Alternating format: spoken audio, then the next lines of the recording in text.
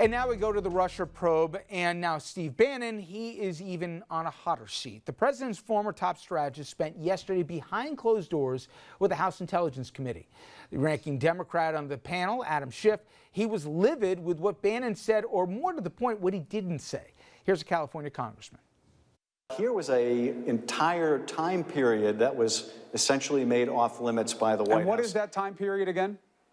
No questions essentially about anything that took place during the transition, no questions about anything that took place during the administration, and with respect to even after he left the White House, conversations that he'd had with the president when he's no longer an administration official.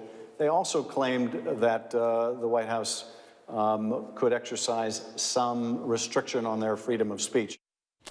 Schiff also said that an attorney for Bannon consulted with the White House during the breaks and was told that he shouldn't answer questions about Bannon's time during the transition in the White House. And now CNN's reporting that Bannon has struck a deal with Mueller to avoid testifying before a grand jury. Instead, he will be interviewed by Mueller's prosecutors, and so far, Bannon has not publicly said a peep about getting targeted by the probe. But he sure had a lot to say in Michael Wolff's book here, Fire and Fury, especially about Donnie Jr.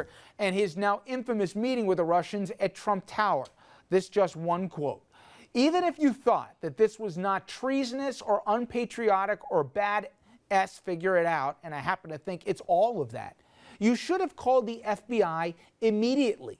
They're going to crack Don Jr. like an egg on national TV." By the way, Axios now reporting that Bannon, while he didn't want to answer many questions, he did admit in those hearings to the House Intel Committee that he did discuss that meeting with Reince Priebus, the then chief of staff, and Sean Spicer, the press sec, and that is being construed by many as a major mistake by one Mr. Bannon. And speaking of Bannon, he also said there was zero chance that Donnie Jr. did not walk the Russians up to Dad's office on the 26th floor. A lot to unpack here. Let's bring in our legal panel to help us do that. Doug Von Oist, a founding partner of Carson Von Oist, focusing on corporate misconduct and selected by the Legal 500 as one of the most influential trial lawyers in the nation and a former prosecutor in his own right. Dana Goldman, a former federal prosecutor in the Southern District of New York. And so is Andrew Bauer. Welcome to the program. Also, Mayor Bartlett, a familiar face and attorney at the law offices of Mayor Bartlett PLLC and a former chief of the Bias Crimes Unit at the Westchester County DA's office.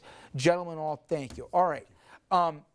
Dan, let's first get to the significance of the deal that was struck between Bannon and Mueller.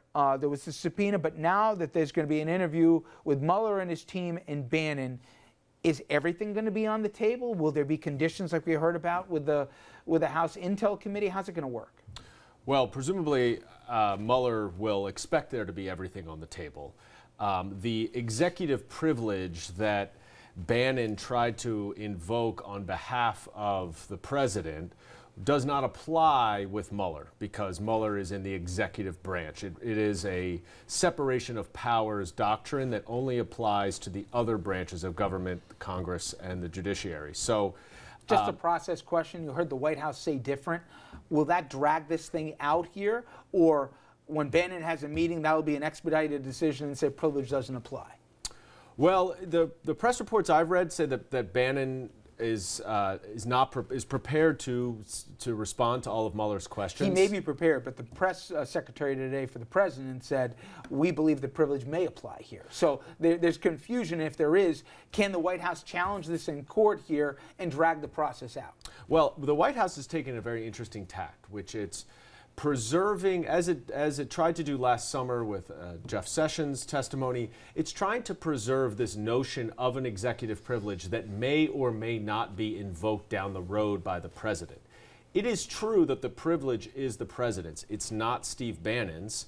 And in order for it to have any teeth, it does make some sense that Steve Bannon cannot go behind the president's back and reveal all the information that the privilege would otherwise apply to. But at some point, and I think that Mueller will press this, the president is either going to have to make a decision to invoke executive privilege as it relates to Steve Bannon or decide not to. That's a tricky political question. Yep. And it's one he undoubtedly wants to avoid, but it cannot just continue with this amorphous possibility that at some point down the road, that he may invoke it. Bannon also famously said, Andrew, follow the money. And more specifically, there was a quote in here where he was talking about Jared Kushner, and apparently no love lost between those two, but he said, it's all about money laundering. Bannon reportedly said in that book, their path to bleeping Trump goes right through Paul Manafort, Don Jr., and Jared Kushner, and for good measure, he added, it's as plain as a hair on your face. We've been saying for a while here, especially with the team that Mueller's assembled in some of their specialties, follow the money. Do you believe that's where we're going? That and obstruction here is probably, when this is all said and done, where maybe they can find a common thread? I think you're right. I think that a lot of the press coverage focuses on the president, to a lesser extent, Steve Bannon, but there are a lot of actors that I think are in the crosshairs for Mueller. And I think in particular Jared Kushner and the boys. We'll call them the boys. I think money laundering is a huge emphasis here. And as you can see, whether or not Steve Bannon was in the room during this conversation or that conversation, he's still talking to other people. He's talking to Priebus. He's talking to Spicer. He's talking to other individuals. I gotta think, even though it's a book, that the quotes from the book have to be part of the principal line of questioning that are going to come from Mueller's team, right? I think absolutely they'll be relevant. I'm sure they'll be asked about. I don't think, though, that their investigation is being run or being motivated by this book that came out late, just in the last couple of weeks. I think they've had information from these other witnesses for weeks and months, all questions that are going to be asked of Bannon. So why do this arrangement for Bannon when he clearly, Mueller I'm talking about, had different approaches, whether it relates to Manafort, whether it relates to a whole host of characters, including some of that are now cooperating witnesses? Why this approach? Well, it depends. You're going to tailor your approach for each witness depending on what will allow you to get the most out of that witness. But from a naked standpoint, does it seem that they don't have as much on Bannon necessarily as they do on some of the others? I don't know that, but I think that there's a good chance that that may be the case because he may have been a bit more of an outsider when it came to actually arranging for meetings and for, basically the transfer of information. But the other thing is that it gives Bannon a plausible deniability. So if you have Bannon come in and you give the impression that he has resisted your initial efforts, it gives him some political cover. But also Bannon said a lot, and Steve Miller said a lot actually. Every time they go on TV, they end up creating a possible new avenue of investigation. But it gives him an opportunity really to lay out some things that they may not have already known and to maybe piece together some of the things from the book with, and I'd agree with Andrew, clearly you're going to have a very substantial investigation far before you even knew that the book was going to come out. Joe, one of the things, it sounded like a throwaway line, but if Bannon really did talk to Priebus and he really did talk to Spicer about concerns with the meeting, etc., and now if we go back in time, we saw the whole back of Air Force One where they're meeting, coming up with a story. By the way, there was a resignation from one of the spokespeople for the firm that was representing Trump because he believed that basically they were subverting justice here, coming up with a phony story or whatever. That immediately contradicts the reasonings we were giving for the meeting, was supposedly the orphanage, and also the timeline of this. If this was an openly discussed meeting that took place, and then the president and others are crafting reasons as to why they didn't, it certainly not only raises suspicion, but also calls into credibility. Well, I think credibility is going to be a big issue here because it seems like this Bannon fellow, he speaks a lot. And he speaks about a lot of different things in very colorful ways. By the way, he's been called a lot of things. I've never heard him called a fellow, but go ahead. But, but I mean, it's not like a guy who's very cautious in what he says and very measured, and every word he says, you're kind of reading the tea leaves. The president calls him sloppy Steve. He's kind of speaking. He's speaking to everybody about everything. I mean, can you imagine? And just from the human dynamic, the president summarily fired him, raked him over the coals, literally used the office of the presidency to get him fired from Breitbart. So now you have that personal dynamic in this. I can also argue Bannon is out in the wilderness without anyone willing to touch him.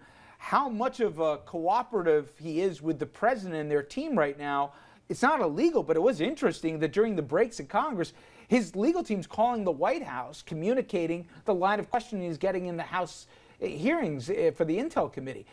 So I don't know if he hates the president, wants to get back in his good graces, but I got to think that's part of this. I think he's got a lot going on. I think that, imagine him actually being a witness at a trial. Can you imagine all the sources of material that you could cross-examine him with? I mean, it's incredible. So I think he's a little bit flawed. Again, understatement. But Dan, what this comes down to is, and I was saying this in the last segment, which is more on the political than the legal, I grant you, but to me, so much of Congress right now is putting basically on the plate of Bob Mueller. You find out. You find out if he's, in effect, fit for office with the course of your investigation. That's an unbelievable burden being put on this investigation that's so politically fraught in a polarized world as it is. I wonder how much support he'll get, regardless of his findings, from Republicans, and he himself called himself one. But I can't remember, even looking at the Lewinsky affair, even looking, I mean, you got to go back to Watergate to find something where so much is being put in the hands of a prosecutor here, and motivation's already being questioned before he's even released his report. For sure. I actually think that more should be put on Mueller's plate. I think that Mueller is in the peculiarly good position, the proper position to be investigating this. I think what you end up getting with the House Intelligence Committee and the Senate Intelligence Committee, which has been working in a much more bipartisan fashion than the House, is a little bit of a sideshow. The big game in town right now is Mueller, and it's because he has the threat of criminal charges. And you've already seen that with Flynn, who's cooperating. You've already seen that with Papadopoulos, who's cooperating. And as we hear about the subpoenas to Bannon and this and that, we tend to forget the fact that Mueller has two cooperating witnesses who are giving him every ounce of information they have about Trump and the team and the campaign. We cannot forget that. So much of the information that Mueller has, we don't know, and it's coming from those individuals or other communications, that emails and texts that he's obtained that we don't know about. Documents, I mean, financial records. From a practical standpoint, from a timing of this, obviously we have midterms in November. A lot of people are putting. How far out does he have to say, I'll be releasing the report X? Or does he just release it one day?